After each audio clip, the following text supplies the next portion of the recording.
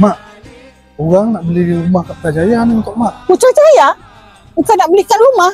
Dah kenapa? Kau dah kena gaji ke? Tak ada lah mak.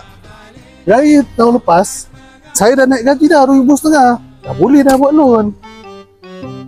Loan? Yelah. Shopee pun kau pakai Expalator? Tak ada lah mak. Yang main Expalator tu dah long. Rumah ni 300,000 je. 2 bilik.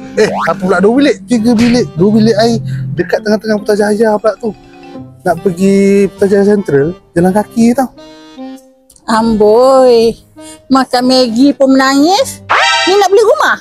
Orang nak bagi mak duduk kat rumah baru yang senyap sikit. Tak ada dah hajian karaoke sampai 12 malam. Ada surau tak? Senang mak nak baca Yasin tiap malam. Ada. Surau ada, gym ada. Tapi saya tahulah, gym tu mak takkan minat pun. Mak minat bergosip kan. Mulut. Tempat tu selamat tak? Selamat, gated guarded, CCTV semua ada. Rumah tu 300,000. Kau mampu ke? Rumah ni bawah skim rumah wave. Kita kan anak wilayah. Gaji saya dah cukup. Umur saya pun dah lepas. Saya ni bukan nak kita hidup gaya kaya, tidak. Saya nak tengok mak hidup senang. Alahai, lembutnya suara kau. Mak, saya serius. Mungkin 500 je, tak apa. Saya pakai duit saya dulu, okey? Yalah, kalau kau nak beli, nanti tiap-tiap hari mak bawa sambal bacang.